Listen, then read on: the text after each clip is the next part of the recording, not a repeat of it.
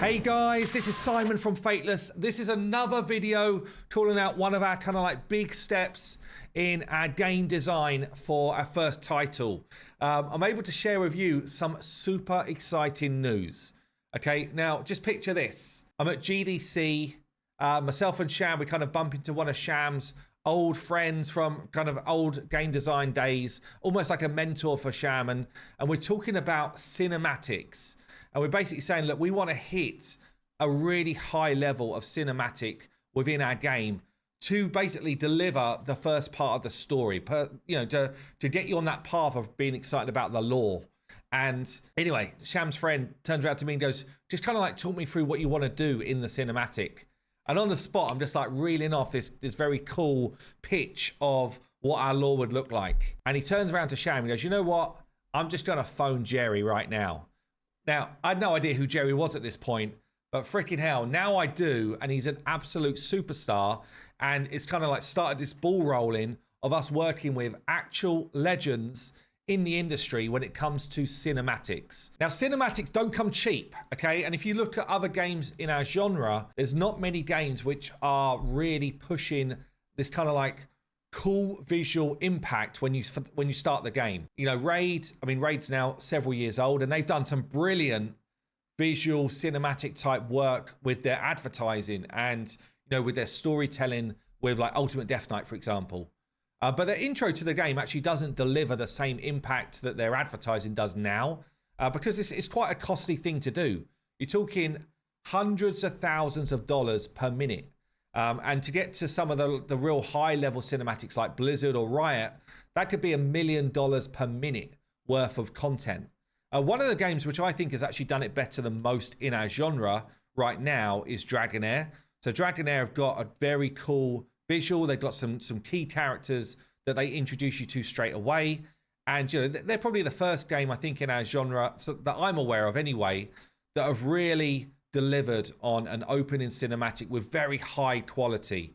And I think what it does is it enables you to be immersed in the feel of the game straight away. Think about people that are not in this community right now that we're trying to attract to play our game and to try and keep them there and to try and make them want to know more about our lore. Because our lore, actually, we're putting a lot of time and effort and money into a cool story. We don't want people just to skip the story every time, you know, one of our kind of like animation sequences come up. We want them to actually read it, understand it, get engaged in it, and want to know more. And I think our opening cinematic is really, really important to do that. So for us, the cost that's going to go into cinematic is more about keeping players that come into the game straight away, give them that kind of wow feel, and also introducing into a story that we hope they're going to want to explore more throughout the game. So what do? We embark on this journey of just trying to understand as a team at Fateless, what do we want from our cinematic? What sort of feeling do we want to invoke in the people that are watching the cinematic? And for me personally, I was calling out a lot of League of Legends stuff. Like League of Legends, I think do it better than most. I'm going to go through one a little bit later in this video, but you know, Still Here, Warriors, Awaken, The Call, those four actually, they do something which is very powerful. They invoke like this emotional response to a situation, to characters that I know through playing the game anyway. And I start to get a bit of a feeling of some of their characteristics as champions in the game. I start to get a feeling of wanting to know more about these mini stories that are playing out in the cinematic. And also, I'm emotionally attached as I'm watching it, okay? There's powerful music going on. There's not even a voiceover telling me any story. It's literally just a song playing with cool beats going through it in terms of the beats they're trying to hit in the story, and the characters kind of like starting to flesh out their own kind of like path. I think League of Legends do this incredibly well. World of Warcraft do as well, by the way. World of Warcraft, I remember a quick story when my daughter, my youngest daughter was, I think maybe 1 or 2. No, she must have been older than that.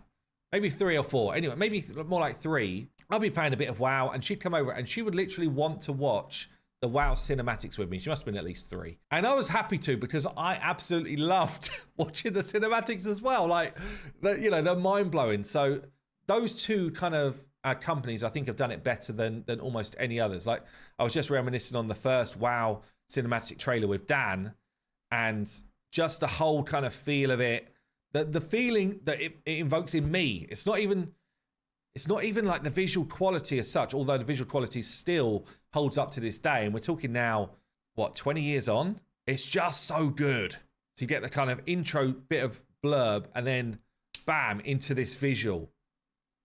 The visual holds up today so well. And that type of feeling is what we want to create. Now, we don't have, 3-4 million to put into a cinematic, but what we do have is a decent chunk of budget. And now we've got some absolute ballers in the industry, some top tier dudes to help us get there with our budget. So I want to introduce to you Jerry O'Flaherty here, who is a director. He's actually an Emmy award-winning director and video game art director. He has worked on some of the biggest brands in the industry, okay? And Jerry was the person we had the phone call with in GDC. And basically, Shan was there kind of pitching our idea, pitching our game, and Jerry agreed to have a call with us just to kind of like get a bit more information. So Jerry has been involved in, the Gears of War cinematics. He's been involved in some insane work. He worked for Riot for a number of years. He's done a number of the League of Legends cinematics. He's done the Rise cinematic, which is actually really, really cool. He's also the person who basically created the actual reality worlds openers. So 2018, 2020, 2017, when the dragon flew across the stadium at Worlds, that's Jerry's work, okay? He's an absolute legend in the industry. He's working with us. He's working with us to try and pull together the level of quality of cinematic that we want to bring, okay? It's a brilliant person to have on the team. I'll link his stuff down below so you can just go and check out his work. Currently working on Shrapnel as well, which looks super cool. But his work, I mean, I could just show you some of his kind of reel up the top here whilst we're talking. Like, this Rise cinematic is top tier. Yeah, and all of the stuff he done with the Worlds teams is just like basically game changing stuff. Yeah, he sees a vision and he brings it to life in a way that nobody else has done before. He's absolutely top tier dude. So we're super fortunate that he's agreed to work with us on this.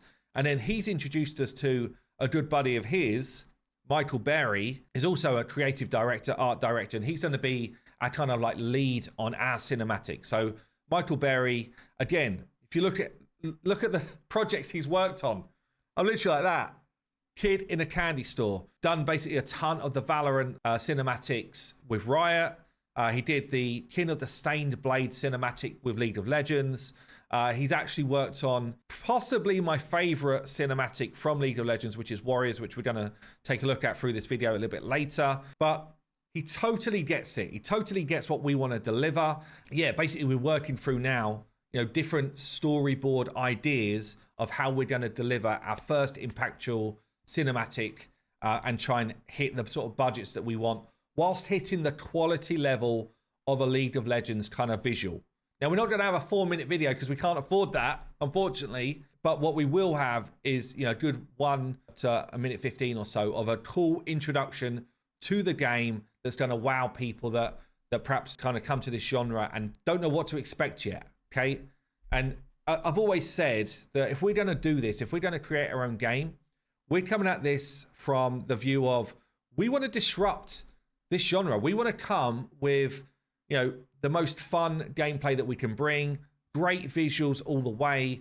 Things like the cinematic here is like icing on top in terms of what we're trying to deliver. It's actually a really cool element here on Mike's kind of like site where he talks through making Kin of the Stained Blade, which is like the Yasuo cinematic. It's very cool actually, because what he's talking about here are things like the original brief that he was given from Riot. He kind of goes on to talk about how he starts to script things out. The kind of like initial, they call it beat boards, but it's kind of like the different elements that they want to hit throughout the cinematic. It says here, these are not final layouts. I wanted to share with you. So HL, I guess that's the people they're working with, understands our initial thought process. Our goal is to establish first the beauty of Ionia and the effects of war, etc. And he goes through kind of like what they're trying to achieve in the time they've got. We're basically doing this right now. So like, what beats do we want to hit within our cinematic? What parts of the story do we need people to know so that they just get what we're trying to deliver in this game? And it's very cool. It then goes on kind of like looking at the different visual elements, how that then comes to life, you know, once it's kind of like colored. Yeah, anyway, they just kind of like go through the kind of character design, the music. All of these things are really important in the kind of development of this type of work. Yeah, and then you kind of get some of the shots that they're trying to hit. And what we're going to have to do within our budget is create some really cool shots without almost like selling the idea of a situation at times, because we can't afford to have, you know, 200 characters all fully rigged up at the quality level that we want. It just wouldn't be possible. But what Mike really gets is moments or frames that we need to deliver to sell the dream, sell the idea in a really effective way. But I would definitely recommend anyone goes and checks out this kind of like the making of type of piece. It's actually very cool. One of the other things which Mike and Jerry do for us is they connect us with top talent in the industry that can deliver the visual quality that we want. We're also connecting with, you know, really cool artists as well, in terms of, you know, singer-songwriters that are going to basically come together with the type of music theming around this cinematic. All of those things are so important. Like, it's not just a case of, you know, create wonderful models that look cool. You'll see when we go through the Warriors cinematic what I mean by that. Like, the punchiness of timing for sound is almost as important as the visual quality. So for this part, I just want to show you perhaps my favorite ever cinematic. It's hard because there's so many good choices.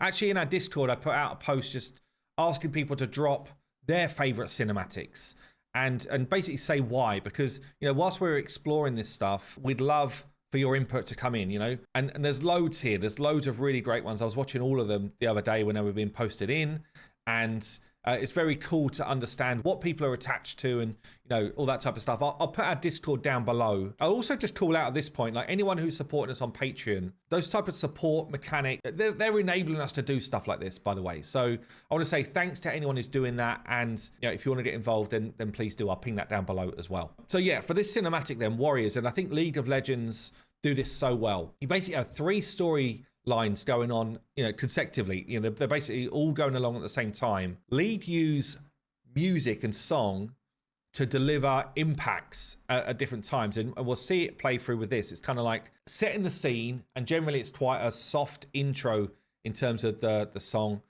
You basically then get to this kind of like ramp up of, you know, all is lost. It's kind of like this feeling of there's no way they can overcome this, and then this kind of like finish where you can't help but just feel it. Emotionally, you feel it with this finish, and exciting to watch. So I think League do this particularly well, considering they have no voiceover at all. It's just song and visuals and like this quality of animated face.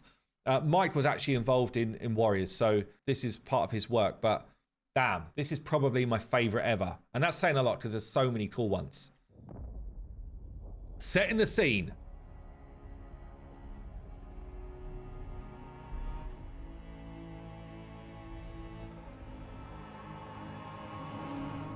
Bam. As a child, you would wait and watch from far away. You Just so good. always knew that you'd be the one that would find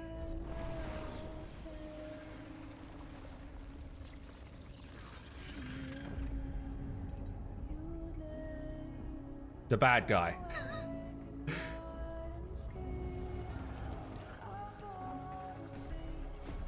Like, things like that visual effect there, like that, bam, straight through. So good. Like, it's done so well, honestly. Things like that, high impact with just a small moment, especially if you know the characters.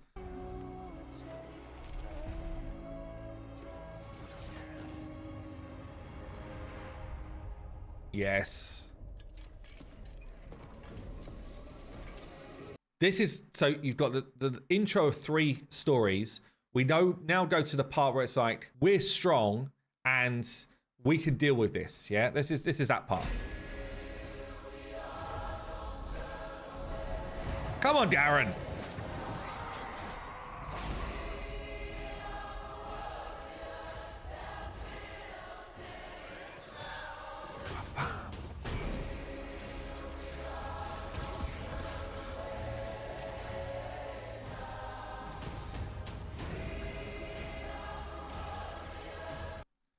The visual of that, the helm coming back, so good.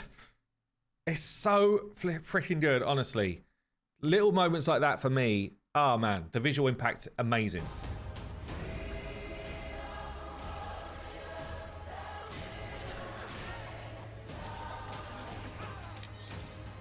Now's the doubt.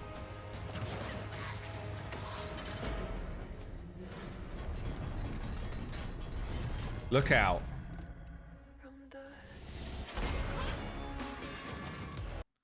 Notice the music change, yeah?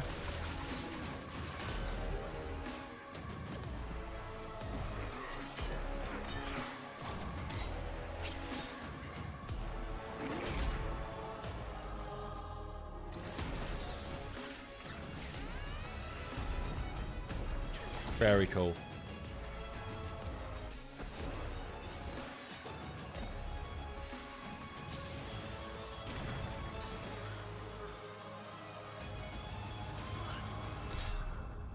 All is lost. This is awesome as well. If you know his ability, this is so cool. So well done. Facial expressions on these characters are so good.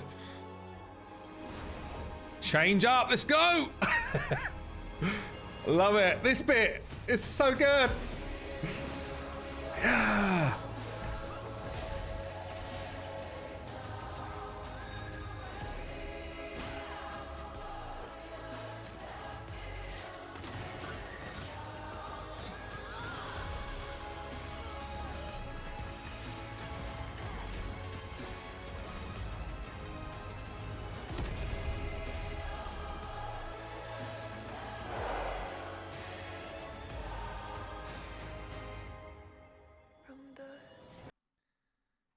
I mean, I've seen it now 101 times at least. I still feel it. I still feel that kind of like goose pimple moment when it all starts coming back, and I can't help but freaking love it. I love these.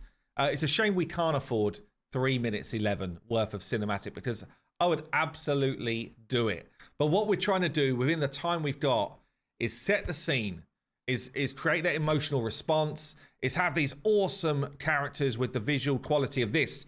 This is the visual quality we're aiming for in characters for our cinematic.